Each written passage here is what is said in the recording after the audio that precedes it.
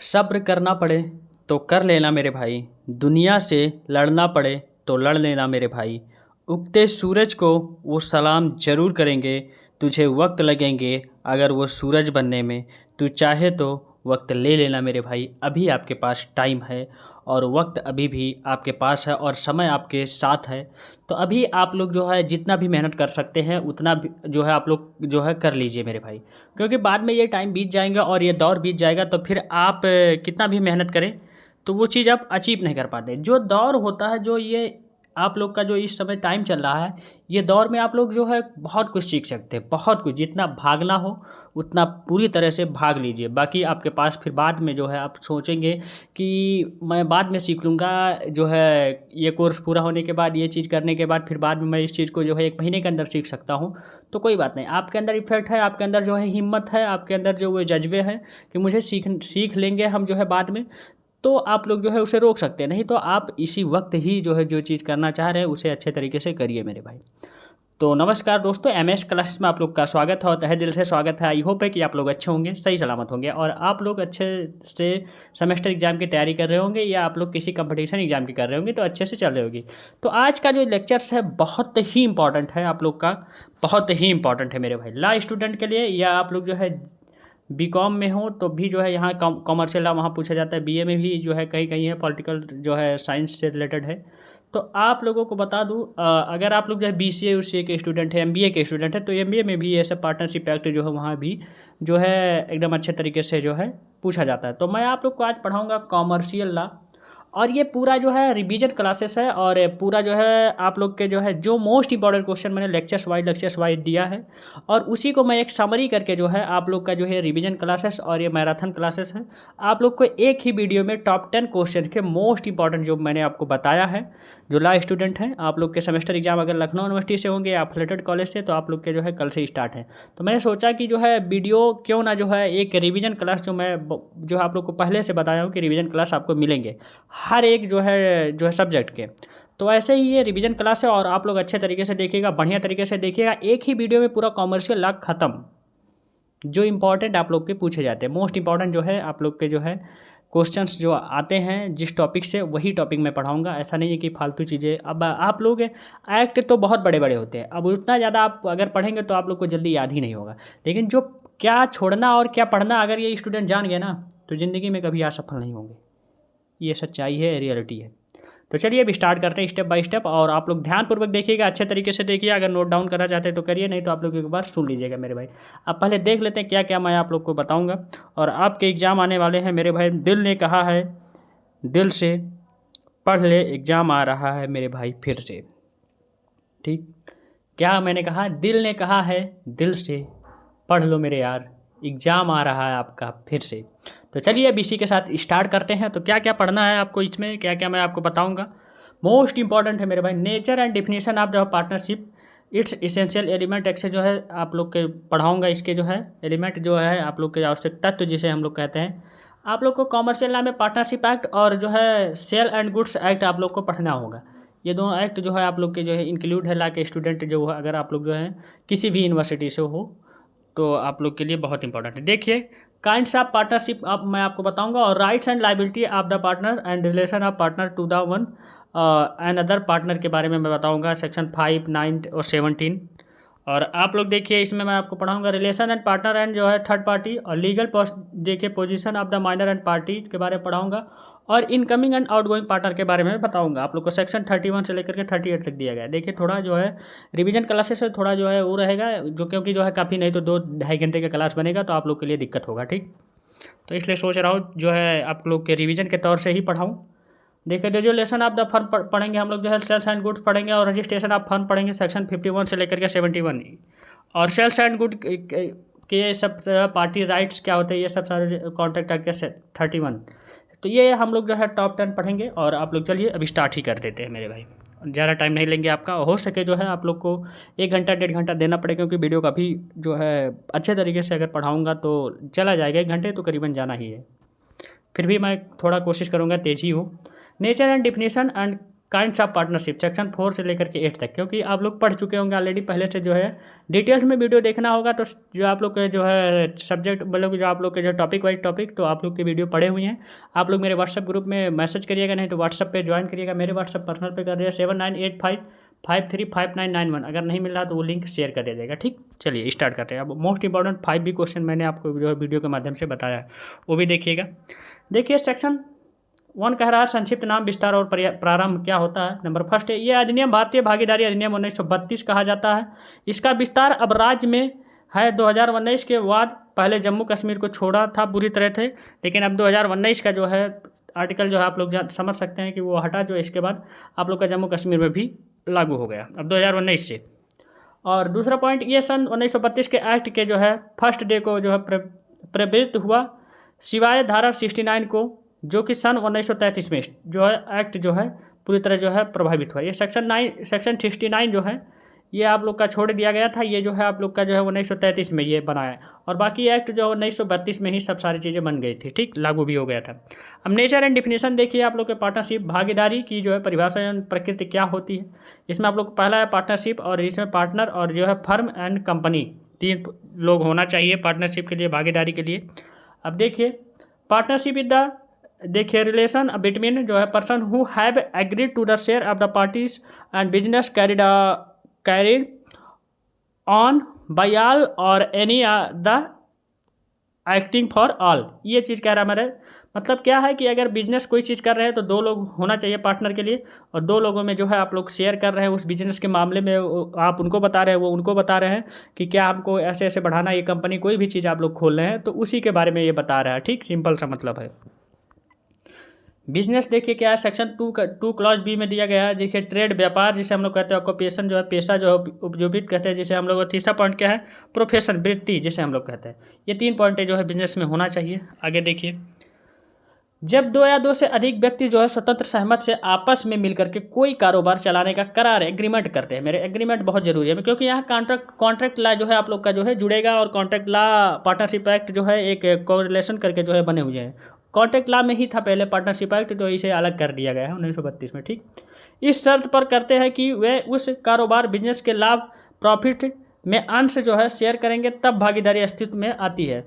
और ऐसे करार को करने वाले व्यक्ति भागीदारी पार्टनर कहलाते हैं, तथा ऐसे करार के अंतर्गत जो संस्था बनाई जाती है उसे भागीदारी फर्म, पार्टनरशिप फर्म कहते हैं मेरे भाई। सिंपल सा मतलब, जिसे जो है जो संस्था बनाई जाती है दोनों लोगों को मिल करके जो उसे जो है भागीदारी फर्म या जो है संस्था कहते, पूरे पार्टनरशिप फर्म कहते हैं। ठीक, सिंपल सा मतलब यही चीज़ कह रहा है इसमें। देखिए इंडियन कॉन्ट्रैक्ट एक्ट से जुड़ा है ये। देखिए बिजनेस कंपनी होना चाहिए, प्राइवेट एंड जो है पब्लिक, दो तरह का कंपनी होते हैं। फर्म क्या होता है, देखिए पार्टनरशिप एंड जो है पार्टनर। ठीक, पार्टनरशिप एंड जो है पार्टनरशिप जो है ये किसके बारे में बता रहा है। आगे देखिए इंडियन कॉन्ट्रैक्ट एक्ट, इंडियन जो है पार्टनरशिप एक्ट, दोनों करके जो है इंक्लूड है। कंपनीज एक्ट 2013 एंड बैंकिंग जो है सब्जेक्ट टू द, इसके बाद नॉन बैंकिंग जो होना है ये 100 जो है आप लोग का जो सेक्शन नंबर जो है 10 to जो है 20 में दिया गया है, ये सब सारी चीज़ें। ठीक, इसेंशियल एलिमेंट देखिए आवश्यकता तो क्या है पार्टनरशिप का, तो एग्रीमेंट बिटवीन द 2 और मोर पर्सन। ये आप लोग का जो है इसमें केस देखिए, मतलब 2 व्यक्ति होने चाहिए, 2 से अधिक हो सकते हैं, एक व्यक्ति में जो है कोई पार्टनरशिप होगा ही नहीं, आपको पता होगा ऑलरेडी। केस ऑफ लॉ देखिए अब्दुल वर्सेस आप लोग का सेंट्रल वुड्स इंडस्ट्री LTD जो है 1954 का केस है। इसको जो एक बार रीड कर लीजिए आप लोग, जो है गूगल पर सर्च करिएगा मिल जाएगा। ठीक, agree to carry on business case law का देख लीजिए आप लोग, एग्री मतलब कैरी ऑन रहे बिजनेस जो है उसमें जो है चलता रहे। देखिए RR शरण बरसत आप लोग का जो है, देखिए रूबेन का कोर्स है केस है 1946 का ये केस ला है, तो आप लोग को इसको जो अच्छे तरीके से पढ़ लीजिएगा। शेयरिंग प्रॉफिट एंड बिटवीन, जब पार्टनर के बीच में शेयरिंग होना चाहिए, जो भी प्रॉफिट होगा दोनों लोगों के बीच में, एक ए है और बी है, दोनों लोग के बीच जो भी प्रॉफिट हो, जो भी बिजनेस के मिल करके कर रहे हैं तो उसे शेयर करना जरूरी होता है। ये आप लोग की आवश्यकता था। केस लाइस में कॉस्ट वर्सेस आप लोग का देखिए हिकमैन का कोर्स आप लोग का केस है 1860 का ये केस है मेरे भाई, आपको पता होगा पहले से ही बताया हूँ। Business carried on by all are any of then acting for all, case law इसमें देखिए बिजनेस को कैरी ऑन करना हो और एक्टिव जो भी चीज़ें उसमें जो है बदलाव या कुछ अलग करना चाहते हैं, 2 लोग का जो है साझेदारी होना चाहिए। नेचुरल एजेंसी का केस है काइंड्स ऑफ पार्टनरशिप देख लीजिए आप लोग के कितने प्रकार के होते हैं। पार्टनरशिप ऑफ द बिल, इच्छाधीन भागीदारी जो है आप लोग का सेक्शन 7 में देखिए कहा गया है, जहाँ की जो भागीदारों के बीच की संविदा द्वारा जो है उनकी भागीदारी को अस्तित्ववाद के लिए या उनकी भागीदारी के जो है परसवान के लिए कोई उपबंध नहीं किया गया है। देखिए आप लोग को डेफिनेशन नेचर एसेंशियल एलिमेंट पढ़ा दिया। और ये दूसरा टॉपिक है मेरे भाई, ये काइंड्स ऑफ पार्टनर के बारे में बता रहा है। वहाँ जो है वह भागीदारी इच्छाधीन भागीदारी है वेरी अच्छे तरीके से। और दूसरा पॉइंट देखिए आप लोग का, particular of the partnership, particular partner होते हैं जो कि जो है कम टाइम के लिए, पार्टिकुलर जो आप लोग कहते हैं पार्टिकुलर जॉब कर रहे हैं जो है कभी भी छूट सकता है, मतलब कम टाइम के लिए 2 दिन 4 दिन 10 दिन के लिए, लंबा तक नहीं। विशिष्ट जो भागीदारी सेक्शन 8 में दिया गया है। Partnership for a limited fix period के होता है, एक फिक्स पीरियड की 1 महीने के लिए पार्टनरशिप हम लोग के बीच में होगी, और 2 महीने के लिए हुए, 1.5 महीने, जो भी हो आप लोग का फिक्स हो जाता है। स्पेसिफिक जो है partnership for the special purpose object के अनुसार स्पेशल। देखिए कोई व्यक्ति किसी जो है दूसरे व्यक्ति का जो विशिष्ट प्रोद्यमों अथवा उपक्रमों में भागीदारी बन सकेगा, ये चीज़ कह रहा है। कोई भी व्यक्ति हो, ऐसा नहीं है कि उनके घर का ही व्यक्ति हो, कोई व्यक्ति हो पार्टनरशिप आपस में कर सकते हैं। काइंड्स ऑफ पार्टनर तो आपको बता ही दिया, लेकिन यहाँ जो है 2 ही 3 बताया था, लेकिन नीचे मैं यहाँ लिख दिया हूँ कि कितने होते हैं। देखिए आप लोग, there are may be the different kinds of partner और partnership form of the important classification of the partner in given. देखिए दिया गया है। एक्टिव पार्टनर होते हैं, ये आप लोग जान लिया। स्लीपिंग पार्टनर होते हैं, नॉर्मल पार्टनर होते हैं, partner in the profit only होते हैं, और सीनियर पार्टनर होते हैं, जूनियर पार्टनर होते हैं, सेक्रेट पार्टनर होते हैं, माइनर पार्टनर होते हैं। ये सब पार्टनर होते हैं, आप लोग को पता होगा। इसमें आपको माइनर मतलब माइनर के तरह से, सेक्रेट मतलब लोगों के बीच में 2 ही लोग के बीच में रहे, जूनियर मतलब उसके नीचे वाले, और सीनियर नंबर जो है उसके जो है ऊंचे वाले। और पार्टनर आप प्रॉफिट के लिए होते हैं, ओनली जो है प्रॉफिट के लिए ही पार्टनरशिप करते हैं। अब कोई भी बिजनेस करेगा तो आप लोग को पता होगा, या आप भी कुछ करेंगे तो आप प्रॉफिट प्लस में ही जाने के लिए करेंगे। ऐसा नहीं कि आप लोग शॉप खोल रहे हैं या कुछ कर रहे हैं, कोई बिजनेस कर रहे हैं और आप लोग जो है नेगेटिव सोच लें कि हमको जो है पैसा लॉस होना है, तो ऐसा करेंगे। ऐसा अगर आप लोग करेंगे, और ऐसा सोच ही भी नहीं सकते, ऐसा करेंगे तो आप लोग जो है फर्म खोलेंगे नहीं, किसी दूसरे चीज़ में लगा देंगे। ठीक। स्लीपिंग पार्टनर है, एक्टिव पार्टनर जो एक्टिव रहे अच्छे तरीके से, नॉर्मल आप समझ सकते हैं। इतने सब सारी चीज़ें हैं। अब राइट एंड ड्यूटी के बारे में 2 टॉपिक हो चुका है मेरे भाई। तीसरा टॉपिक अब हम लोग पहुंच गए, rights and duty of the partner के बारे में। देखिए सेक्शन जो है अब चैप्टर जो है 3 में, और सेक्शन जो है 9 से लेकर के जो है 17 तक दिया गया है आप लोग के इंडियन पार्टनरशिप एक्ट जो है 32 में। देखिए ड्यूटी ऑफ पार्टनरशिप, कर्तव्य क्या, भागीदारी के साधारण कर्तव्य सेक्शन 9 में दिया गया है, जिसे हम लोग कहते हैं। देखिए पहला पॉइंट, फर्म के कारोबार को फायदे के लिए चलाना। दूसरा देखिए आप लोग का है एक दूसरे के प्रति वफादार होना। तीसरा पॉइंट क्या है, लेखा जोखा सही रखना सही। और चौथा पॉइंट है सही जानकारी इंट्रोडक्शन उपलब्ध कराना। ये सब सारी चीज़ें हैं। ठीक। इसमें दूसरा पॉइंट ये कपट से हुई हानि की जो है क्षतिपूर्ति, जो है फ्रॉड जो है डैमेजेस होना, सेक्शन 10 में दिया गया है। और उपेक्षा जो है नेग्लिजेंस से हुई जो है हानि लॉस की जो है क्षतिपूर्ति डैमेजेस देना, ये सब सारी चीज़ें दिया गया है। सेक्शन जो है आप लोग का देखिए 12B में जो है दिया गया, और 13F में दिया गया व्यक्तिगत प्रॉफिट न पाना, उसमें दिया गया है मेरे भाई क्षतिपूर्ति के लिए ये सेक्शन है। और व्यक्तिगत प्रॉफिट ना पाना जो सेक्शन जो है 16 के जो क्लास नंबर A में दिया गया। प्रतियोगी कारोबार ना करना, business of the same nature, section जो है आप लोग का 16B में दिया गया है। संविदा द्वारा तय अन्य कर्तव्य दिया गया है, ये आप लोग का है। अब इधर देख लीजिए आप लोग, राइट ऑफ पार्टनर के अधिकार क्या क्या है। आप लोग का ड्यूटी तो जान लिए, इसके कर्तव्य डाल लिए, अब जानिए अधिकार क्या होते हैं, राइट्स क्या होते हैं। कपट से हुई क्षतिपूर्ति लेने का अधिकार जो सेक्शन 10 में दिया गया। अधिकार कर्तव्य तय करने का अधिकार करार की सिद्धांत सेक्शन 11(1) में दिया गया। व्यापार आरोधी करार agreement in the restraint of trade section 11(2) में दिया गया है। और कारोबार संचालन में भाग लेने का अधिकार जो है राइट टू जो है conduct of the business section जो है 12 के जो क्लास नंबर 1A में दिया गया है। आप लोग को देख लीजिए और लिख लीजिए, सेक्शन जरूर याद होना चाहिए मेरे भाई। बहुमत देखिए मेजॉरिटी का जो है अधिकार कहाँ दिया गया, सेक्शन जो है 12C में दिया गया। लेखे जोखा अकाउंट्स सेक्शन 12 के D में की जांच का अधिकार दिया गया है पूरी तरह। प्रॉफिट लाभ अन्न पाने का अधिकार जो है सेक्शन जो है 30 के जो क्लास नंबर B में दिया गया है। आप लोग इस सेक्शन को एक बार रीड कर लीजिएगा अच्छे तरीके से। अगर आप लोग इतने याद कर रहे हैं, मैं तो यहाँ जो है 2 मान लीजिए इतना जो आप लोग का 3 पेज जाएगा। ठीक, तो 3 पेज और 1 पेज में आप लोग अपना केस ला या कुछ भी एग्जाम्पल के तौर पे लिख दीजिएगा। 5 पॉइंट मैंने बताया है पहले से, वो वीडियो जाकर के देखिएगा, वैसे ही लिखिएगा क्वेश्चन, अच्छे तरीके से आपके नंबर आएंगे। जानबूझकर जो है कार्य क्षति की जो है पूर्ति जो है क्या है, सेक्शन 13 के जो F में दिया गया है। ठीक, ब्याज इंटरेस्ट पाने का अधिकार दिया गया है आप लोग का 6% जो है सेक्शन जो है 13 के जो है C में दिया गया। अब देखिए सेक्शन 17 देख लीजिए, भागीदारों के अधिकारों के कर्तव्यों का जो है यथावत पूर्वतः आप प्रभावित रहना, ये सब सारी चीज़ें इसमें बताए गए।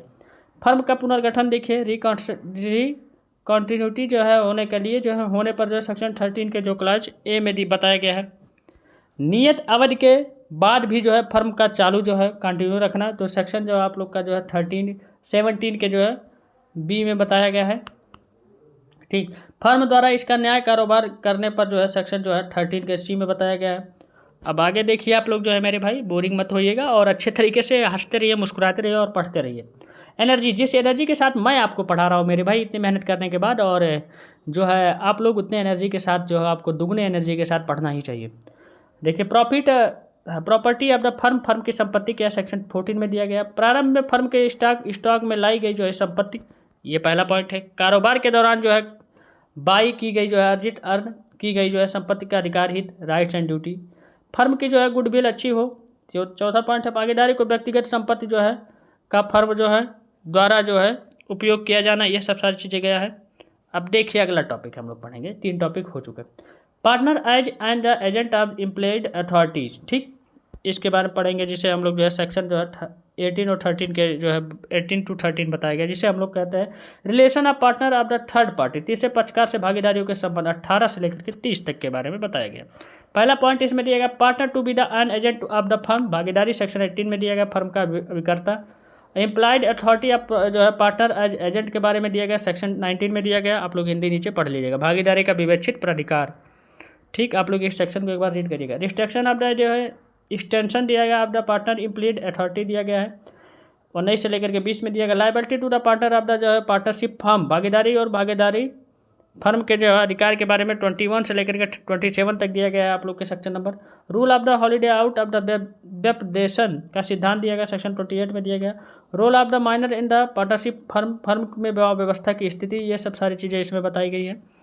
ठीक, अब एम्प्लॉयड अथॉरिटी के बारे में जानिए, जो आप लोग को पहले बताया था। इसमें आप लोग को इंग्लिश आप लोग देखिए क्या कह रहा हूँ, हिंदी देखिए। An act done by the partner and the जो है courses of the business firm to the carry on it the firm bonds this authority is called employed. देखिए, भागीदारी के कार्यों के लिए फर्म दायी होती है, इसे ही भागीदारी का विवक्षित प्राधिकार हेतु भागीदारों के कार्यों के लिए फर्म तभी दायी होती है जब निम्नलिखित प्रकार या निम्नलिखित जो है शर्तें पूरी हो, तभी जो है इसे जो है फर्म जो है उत्तरदायी होती है या दायी होती है।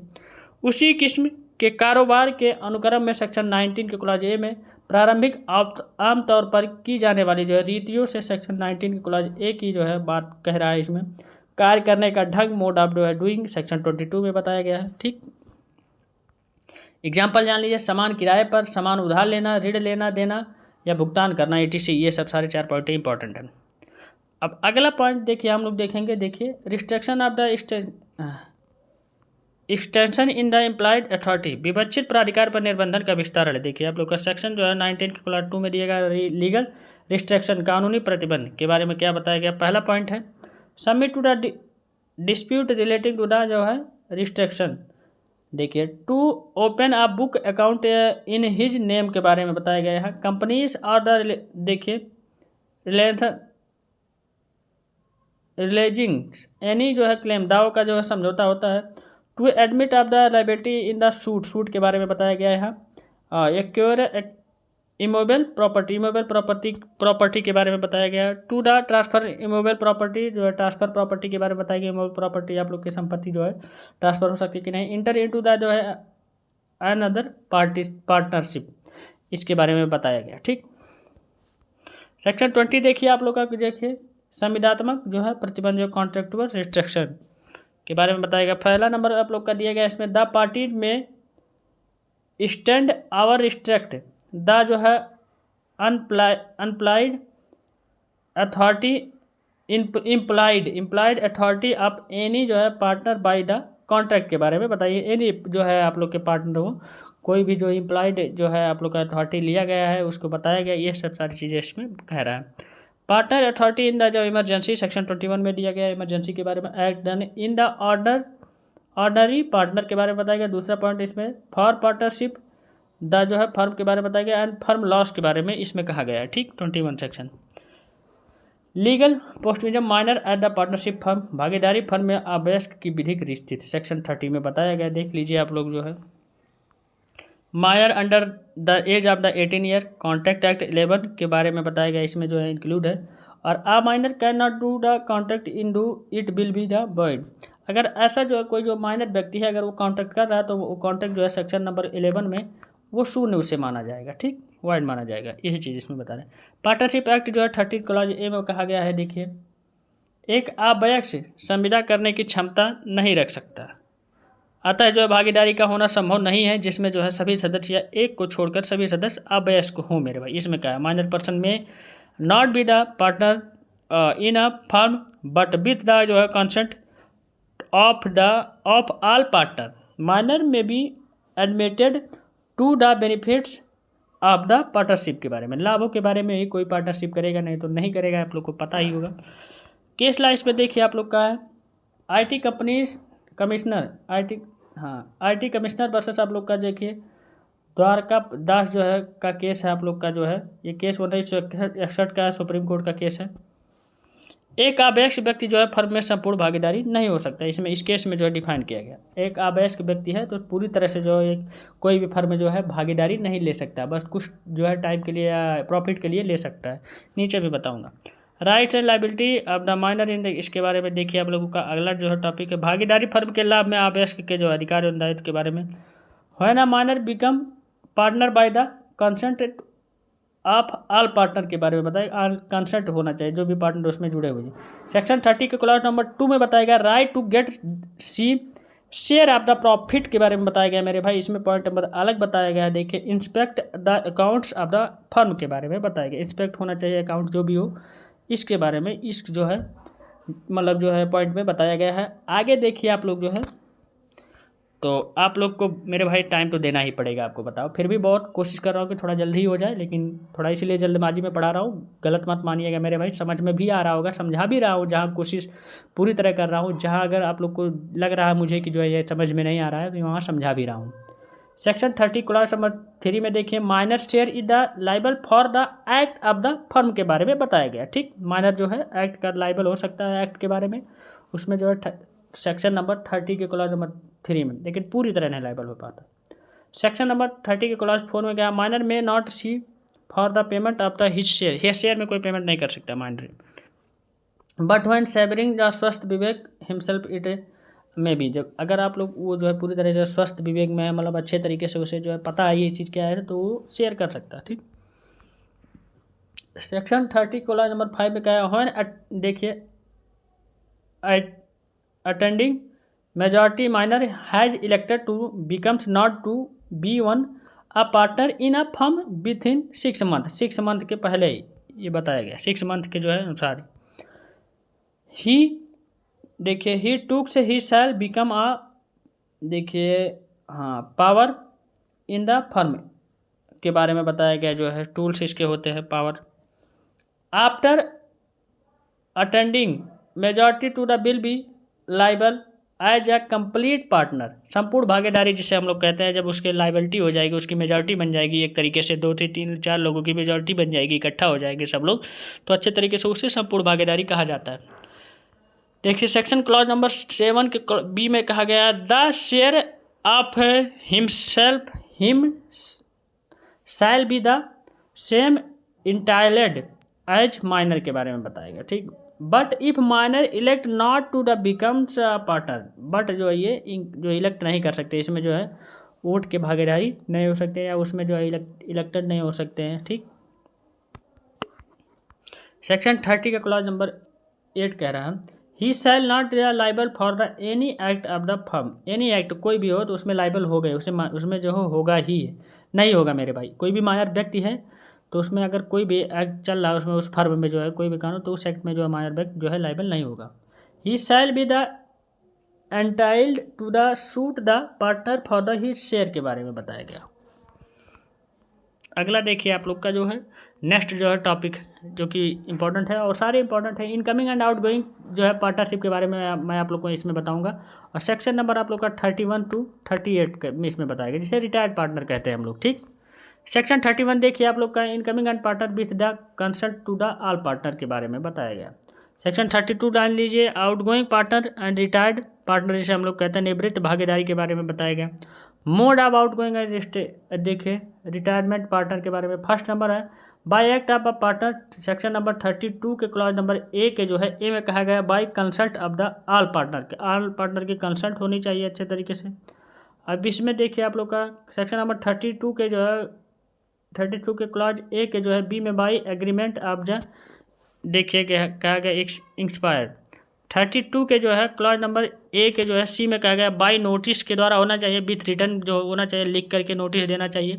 इसके बाद अगला पॉइंट कह रहा है liabilities of the retired partner, section 32 के क्लॉज नंबर 2 और सेक्शन 32 के क्लॉज नंबर 3 में बताया गया है मेरे भाई।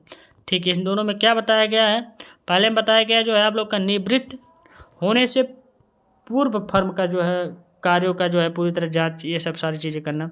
निवृत्त पक्षी नोटिस देने के जो है बाद नहीं होता है, ये सब सारी चीज़ें जान लीजिए, नोटिस जब आ जाएगा तब ये चीज़ नहीं होगा। इसमें दूसरा पॉइंट क्या था, बाय अदर बेस के बारे में बताया गया। सेक्शन 33 के बारे में बताया गया बाय एक्सप्लेनेशन, निष्कासन के द्वारा बताया गया।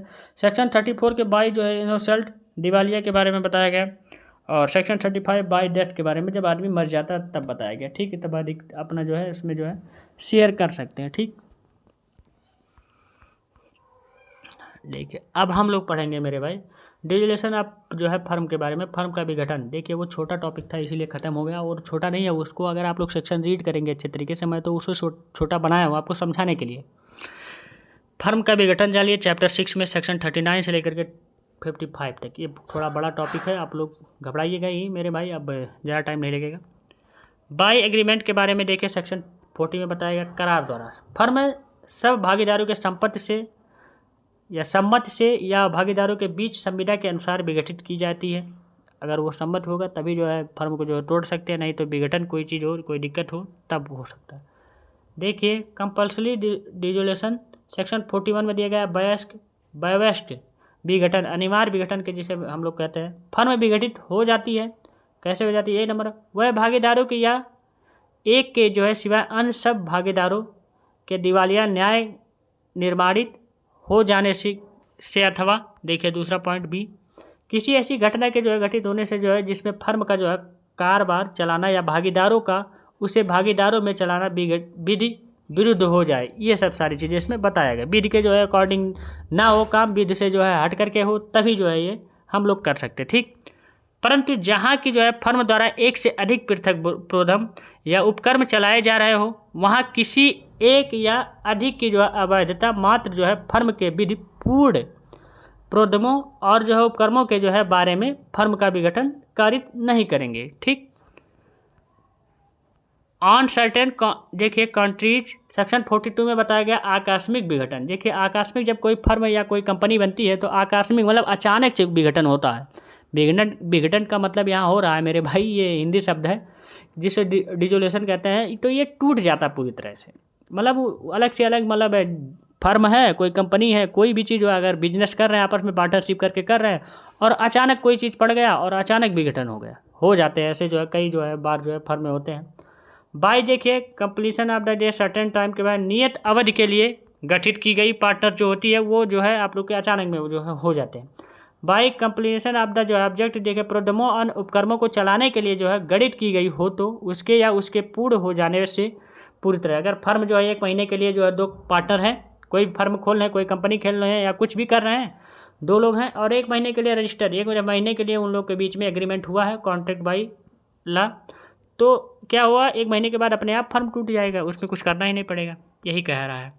By the death of partner, अगर किसी भागीदारों की मृत्यु हो जाने के बाद जो है अचानक से भागीदारी टूट जाती है आप लोगों की किसी भी कंपनी से रिलेटेड। बाय देखिए इंसोलेंसी ऑफ द पार्टनर, किसी भागीदारों के दिवालिया न्याय निर्णित किए जाने पर, किसी भागीदारी अगर 3 लोग 4 लोग हैं और किसी का जो है उसमें से दिवालिया हो रहा है तो आप लोगों के जो है पार्टनरशिप जो है वहाँ से टूट सकते हैं अचानक। ठीक,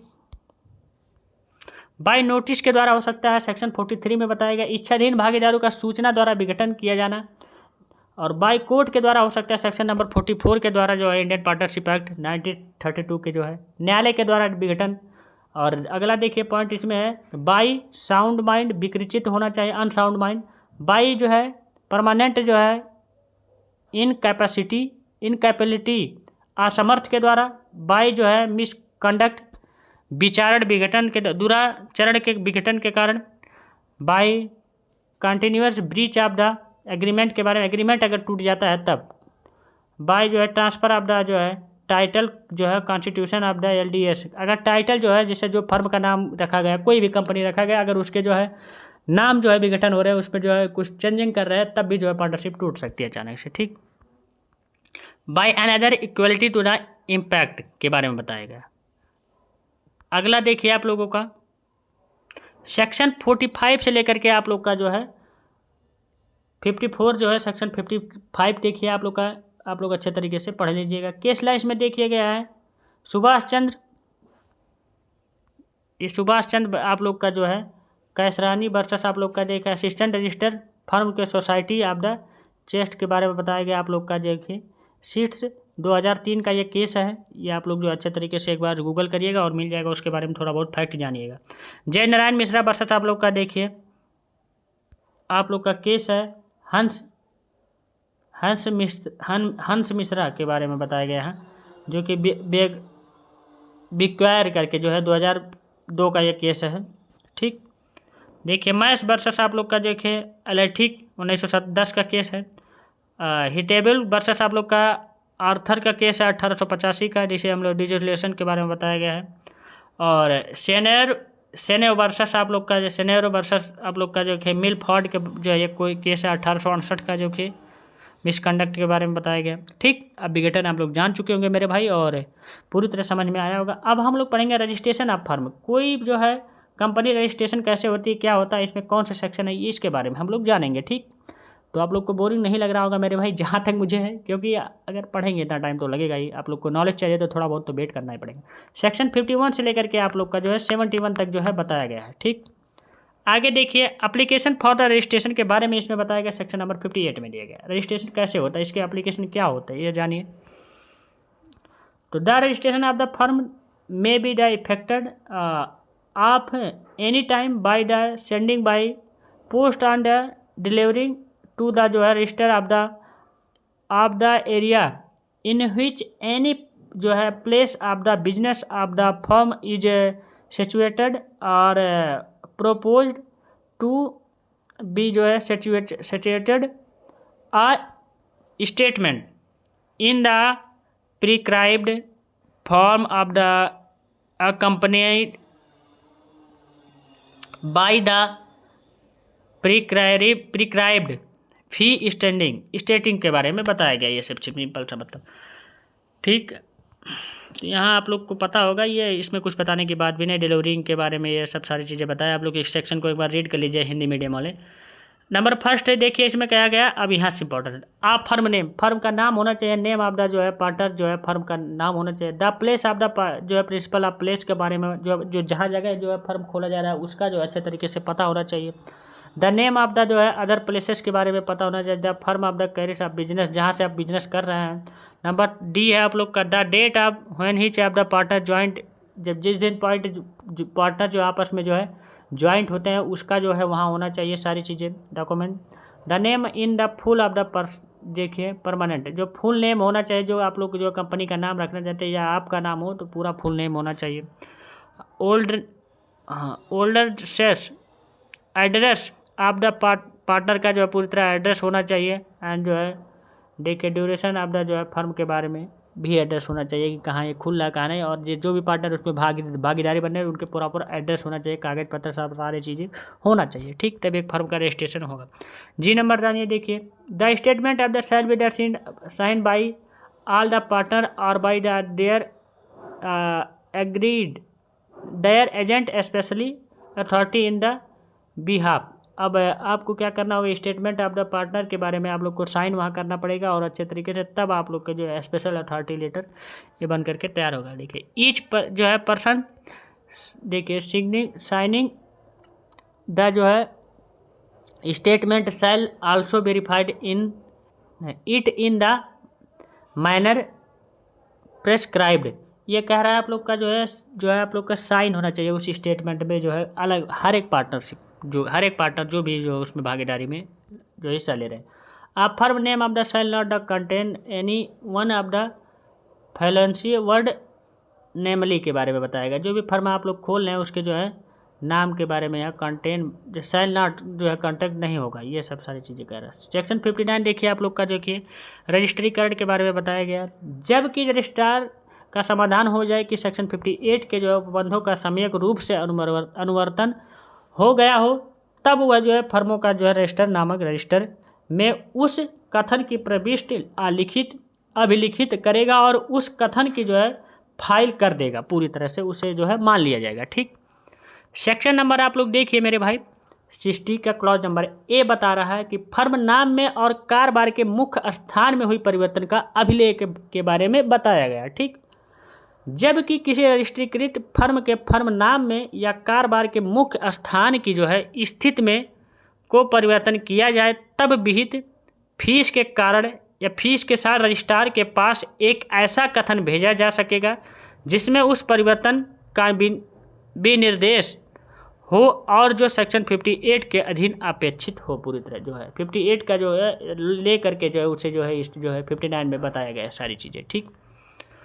प्रकार के हस्ताक्षरित और सत्यापित हो, ये भी होना चाहिए, मतलब सिग्नेचर साइन हर एक चीज़ें होना चाहिए प्रॉपर। दूसरा पॉइंट क्या, रजिस्ट्रार का यह समाधान हो जाए कि जो है उपधारा के जो है फर्स्ट के उपबंधों का सम्यक रूप से अनुवर्तन हो गया हो, तब वह फर्म जो है रजिस्टर में उस जो है फर्म संबंधी प्रविष्टि को उस कथन के अनुसार संशोधित करेगा और धारा 59 के अधीन जो है फाइल किए गए फर्म जो है संबंधी कथन के साथ उसे जो है फाइल कर देगा। ठीक, सेक्शन 65 देखिए आप लोग 61 क्या कह रहा है, न्यायालय के आदेश से रजिस्ट्रार का संशोधन के बारे में बताया रहा है। 68 देखिए साक्ष्य का नियम के बारे में। 69 देखिए आप लोग रजिस्ट्री ना कराने का जो है प्रभाव बता रहा है। इसमें क्या होगा, कोई भी बात जो किसी संविदा से उद्भूत या इस अधिनियम द्वारा जो है प्रदत्त किसी अधिकार को जो है प्रवृत्ति कराने के लिए जो है लाया जाए, किसी फर्म के जो है भागीदार के नाते वादे लाने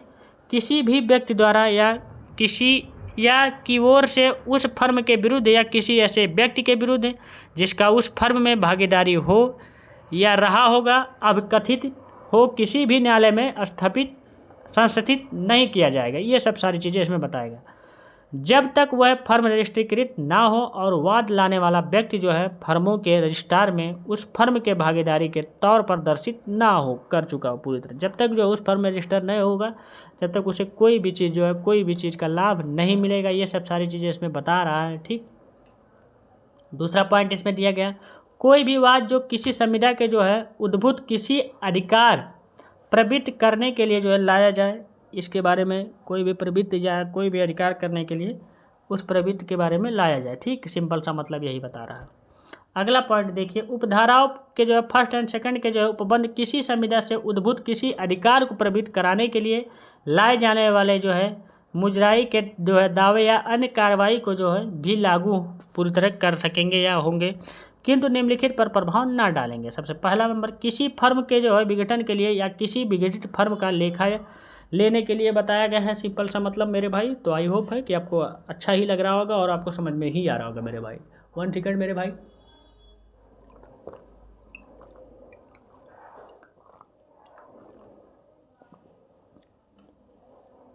सॉरी मेरे भाई पानी पीने के लिए क्योंकि जो है गला सूख गया था और इससे पहले ही मैं लेक्चर ले ही रहा था, इसलिए चलिए अब कंटिन्यू करते हैं। तो मैंने बता दिया कि जो है किसी फर्म के जो है विघटन के लिए या किसी जो है विघटित फर्म का जो है लेखा लेने के लिए, ये point number first. Second number, किसी दिवालिया भागीदार या संपत्ति को जो है प्राप्त करने की किसी शासकीय समुद्देशित जो है रिसीवर या न्यायालय की जो है प्रेसिडेंसी नगर दिवालिया या दिवाला अधिनियम 1909 के धारा 3 के प्रांतीय दिवाला अधिनियम जो है 1920 का जो है धारा जो है 5 के अधीन शक्तियों पर के बारे में बताया गया। तीसरा पॉइंट कह रहा है, चौथा पॉइंट है मेरे भाई, यह धारा निम्न पर लागू नहीं होगी। कौन कौन पे नहीं लागू, 2 पॉइंट है इसमें पॉइंट नंबर फर्स्ट है कि ऐसी फर्मों को या फर्मों के भागीदारों को जिनके जो है कारोबार के जो स्थान नहीं है, जिन पर कोई इस अधिनियम के विस्तार नहीं है, ये सब सारी चीज़ें इसमें बताया गया कि इस पर लागू नहीं होंगे। मूल्य के में से 100 रुपये से अनधिक के किसी भी ऐसे वाद या जो है मुजराई के दावे को जो ना प्रेसिडेंसी नगरों में प्रेसिडेंसी लघुवाद न्यायालय अधिनियम 1882 का जो है सेक्शन नंबर 15 की धारा जो है 19 के विनिर्दिष्ट किस्म का या प्रेसिडेंसी नगरों के बाहर हो पूरी तरह, ठीक, तो उस पर भी ये सेक्शन लागू नहीं होगा। यूनिट 3 से आप देखें मेरे भाई, रजिस्टर आप लोग पढ़ चुके हैं, रजिस्ट्रेशन कैसे होता है कैसे नहीं जान चुके होंगे। अब हम लोग पढ़ेंगे सेल्स एंड गुड के बारे में। 1930 का एक्ट, पार्टनरशिप एक्ट वहाँ जो है खत्म हुआ। अब आगे देखिए विक्रय की परिभाषा क्या। माल विक्रय अधिनियम 1930 की जो है सेक्शन 4 में जो है विक्रय करार की परिभाषा और प्रकृति का उल्लेख किया गया है। माल की संपत्ति क्रेता की कीमत उत्तारित करता है या आंतरित करने का जो है करार करता है पूरी तरह, ठीक। आगे देखिए माल विक्रय के बारे में बताया गया है मेरे भाई। आप लोग देखिए नीचे ही हो गया, स्लाइड इधर से उधर हो जाता है मेरे भाई, क्या किया जाए, ये तो मैं आप लोग को बता ही चुका हूँ और ऊपर ही जाएगा। तो वो एक सेकंड आप लोग टाइम दीजिए थोड़ा। हाँ, ये हम लोग पढ़ रहे थे, ये चीज़ हम लोग जान गए कि विक्रय की परिभाषा क्या होती। और माल विक्रय संविदा के आवश्यक तत्व क्या है ये भी जान लीजिए आप लोग जो है। द्विपक्षीय संविदा पहला नंबर है, इसके आवश्यक तत्व। माल विक्रय की संविदा प्रथम आवश्यक तत्व है जो इसमें दो पक्षकार होते हैं, एक विक्रेता और दूसरा क्या होता है क्रेता, जो खरीदने वाला और लेने वाला, दो लोग तो होंगे ही। सेक्शन 2 के 13 क्लॉज नंबर 13 के अनुसार कहा गया जो है विक्रेता से वह व्यक्ति जो है अभिप्रेत है जो माल का विक्रय करता है, विक्रय करने का करार करता है, इसे हम लोग विक्रेता कहते हैं। सेक्शन 2 के क्लॉज 4 के अनुसार क्या कह रहा है, क्रेता से वह व्यक्ति अभिप्रेत है जो माल क्रय करता है, मतलब लेता है या क्रय करने का करार करता है। इस प्रकार विक्रेता व जो है क्रेता दो भिन्न व्यक्ति होने चाहिए, क्योंकि कोई भी अपना ही माल स्वयं अपने आप को जो है नहीं बेचता है, ना तो अपने आप को लेता है। यही सब सारी चीज़ें कह रहा है, ठीक। दूसरा पॉइंट क्या कह रहा है इसमें, माल विक्रय संविदा के विषय जो है वस्तु के बारे में बताया गया। माल विक्रय अधिनियम सेक्शन जो है 2 के क्लॉज 7 में सदैव माल होना चाहिए परिभाषित किया गया है पूरी तरह। तीसरा पॉइंट कीमत मुद्रा के श्रम में बताया गया, इसमें बताया गया कुछ अधिनियम की जो है सेक्शन क्लॉज नंबर जो है 2 के जो है नहीं 2 के सेक्शन 2 के जो क्लॉज 10 के अनुसार जो है कीमत से वह प्रतिफल अभिलेख है जो माल की विक्रय का धन के रूप में अभिवेचित या अभिप्रेत करता है पूरी तरह। तो आपको यहाँ से पता चला कुछ। अब जान लीजिए माल में की गई संपत्ति का उत्सव या अंतरण करने का करार के बारे में बताएगा। जो माल होगा, जो भी चीज़ होगा उसमें संपत्ति जो भी होगा उसमें उत्सव या अंतरण करने के लिए जो है अधिकार के बारे में या करार के बारे में बताया गया है मेरे भाई, ठीक। अगला पॉइंट इसमें 5वां नंबर है, माल विक्रय की संविदा के बारे में बताया गया। 6वां पॉइंट आप लोग का है माल विक्रय संविदा की औपचारिकताएं, धारा 5 में बताई गई है, ठीक। सेक्शन 5 देख लीजिए आप लोग। विक्रय की संविदा कैसे की जाती है, धारा 4 के 4 विक्रय का करार विक्रय में परिवर्तित हो जाता है पूरी तरह। इसमें पॉइंट कुछ दिए गए, विक्रय का करार तब विक्रय हो जाता है जब वह समय बीत जाता है पूरी तरह से, जब समय बीत जाता है तभी जो है विक्रय का जो है करार विक्रय में कन्वर्ट हो जाता है, या वे शर्तें पूरी हो जाती है जिसके जो है अवधि माल में की गई जो है संपादित की गई थी, जो भी शर्त लगाई गई थी अगर वो शर्त पूरा हो जाता है जो भी विक्रय को तब भी जो है इसे क्या कहते हैं, तब भी जो है इसे विक्रय पूरी तरह कहा जाता है। धारा नंबर 4 के क्लॉज नंबर 3 में देखिए बताया गया है विक्रय धारा विक्रय करार में अंतर बताइए। देखिए जहाँ की माल में की गई संपत्ति विक्रय से क्रेता को विक्रय की जो है संविदा के अधीन आंतरित होती है वहाँ संविदा विक्रय कहलाती है, सिंपल सा मतलब। दूसरा पॉइंट देखिए किंतु जबकि माल में की गई संपत्ति अंतरण किसी आगामी समय में या किसी ऐसी शर्तों के अल्पसीन है जो तत्पश्चात पूरी की जाती है वह संविदा विक्रय करने का करार कहलाती है, ठीक। सिंपल सा मतलब समझ गए होंगे आप लोग। विक्रय तथा विक्रय के जो है करार में अंतर निम्न शीर्षक के आंतरिक जो है स्पष्ट हो जाता है। सबसे पहला देखिए स्वामित्व का हस्तांतरण, और इसके बाद माल की हानि होती है, विक्रेता का अधिकार होना चाहिए। और चौथा पॉइंट आप लोग का माल का क्रूरता। 5वां पॉइंट है क्रेता का अधिकार। 6 नंबर है क्रेता के जो है दिवालियापन का जो है प्रभाव। 7 नंबर क्रेता के दिवालिया। और 8 नंबर मन का जो है पूरी तरह प्रभाव। और संविदा की जो है संपत्ति के बारे में बताया गया। मन है मेरे भाई ये चीज़ क्या है, मन के प्रकृति के बारे में या संविदा के बारे में बताया गया। ये 8 पॉइंट है, आपको जरूरी ध्यान रखना चाहिए। अब हम लोग पढ़ेंगे देखिए right of unpaid seller के बारे में। राइट जिसे हम लोग कहते हैं बायर का राइट क्या होता है इसके बारे में देखिए। यूएनएआईडी सेलर के बारे में सेक्शन आप लोग का जो है 45 टू जो है 61 के बारे में बताया गया।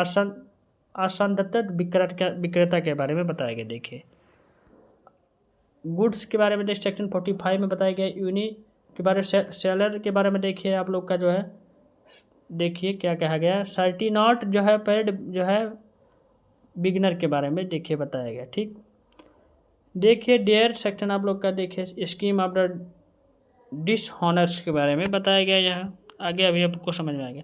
Right of the unpaid seller के बारे में, अनपेड सेलर कौन कौन होता है, किसके अगेंस्ट, गुड्स के अगेंस्ट होने चाहिए।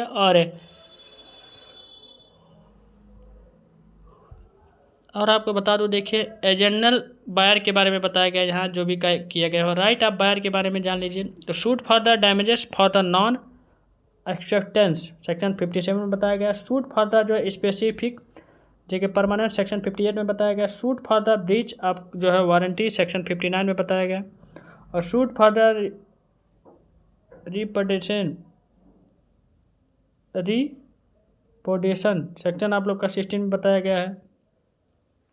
और सूट फॉर द इंटरेस्ट के बारे में सेक्शन 61 में बताया गया। तो आप लोग को इसके बारे में सेक्शन आपको रीड करना चाहिए और देख लीजिए एक बार, रीड मिल जाएगा, नहीं मिलेगा तो आप लोग मेरे व्हाट्सएप पर मैसेज करिएगा, मैं आपको शेयर कर दूँगा। ठीक, देखिए और स्पेशल डैमेजेस क्या होता है सेक्शन 61 में बताया गया आप लोग का। देखिए सेक्शन 47 से 49 में बताया गया। Right to the land registration जो है धारणा अधिकार के बारे में बताया गया। और सेक्शन 50 से 52 के बारे में बताया। राइट टू द जो है स्टॉपर इन द जो है ट्रांसिट रास्ते जो है परिवहन में रोकने का अधिकार के बारे में बताया गया। ठीक, अगले देखिए राइट टू द रीसेल के बारे में, रीसेल के बारे में सेक्शन 46 में पुनः विक्रय का अधिकार 46 में बताया गया है। देखिए इंसोलेवेंट दिवालिया जिसे हम लोग कहते हैं। सूट फॉर द जो है प्राइस सेक्शन 55 में बताया गया। कीमत के लिए वाद होना चाहिए इसमें, दिवालिया इसीलिए होता है कीमत के लिए, आप लोग मूवी वूवी में देखे होंगे। Suit for the damages for the non acceptance जो भी होगा सेक्शन 56 में देखिए क्या कह रहा है। अधिग्रहण के लिए जो है नुकसानी के बारे में बताया गया।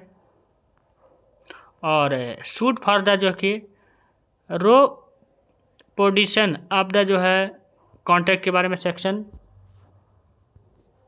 60 के बारे में बताया गया। सम्यक जो है तरीरूप के बारे में बताया गया, जो पूर्व संविदा के निराकरण जिसे हम लोग कहते हैं। आपका सूट फॉर द इंटरेस्ट ब्याज के लिए वाद सेक्शन 61 में बताया गया मेरे भाई। तो इतने ही आपको इस जो है सेमेस्टर में पढ़ने थे और ये आप लोग का ये इस वीडियो में पढ़ने थे। तो पूरी तरह जो है विश्वास है मुझे आप लोग को समझ में आया होगा मेरे भाई। पूरी मेहनत किया हूँ और वीडियो अच्छा लगेगा तो चैनल पे अपने जो है अधिक से अधिक लोगों के बीच में शेयर करिएगा और वीडियो लाइक करके जाइएगा। और आप लोग कमेंट बॉक्स में कमेंट करके जाइएगा। और आपको कोई भी जानकारी मिली होगी मेरे भाई तो चैनल को, अगर आप लोग नए होंगे चैनल पे सब्सक्राइब करिएगा। आपको बहुत कुछ यहाँ से मिलने वाला, बहुत कुछ मेरे भाई, यहाँ बताऊँगा नहीं लेकिन बहुत कुछ मिलेगा, आप लोग जा करके देख लेंगे वीडियो में। ठीक, बाकी एनी प्रॉब्लम एनी डाउट 7985535991 पर एक बार कॉल करिएगा, मैसेज करिएगा, व्हाट्सअप जो भी हो। व्हाट्सअप ग्रुप में मेरे ज्वाइन हो, नीचे डिस्क्रिप्शन बॉक्स में लिंक दे दिया गया। और इंस्टाग्राम पे मुझे फॉलो करें MS क्लासेस 7985 सेम ही है, जो क्लासेस का नाम वही इंस्टाग्राम पे भी है। वहाँ आप लोग को क्लिप के बाद जो है शॉर्ट वीडियो हर एक चीज़ें मिलते हैं, वहाँ भी नॉलेज मिलते हैं। ठीक, तो thank you, tata care, bye bye, best of luck. और हम लोग मिलेंगे नेक्स्ट वीडियो में नेक्स्ट पार्ट के साथ। तो आप लोग का एग्जाम है मेरे भाई, बेस्ट ऑफ लक। मेरे और मेरे पूरे परिवार की तरफ से बहुत बहुत हार्दिक शुभकामनाएं। Thank you, best of luck.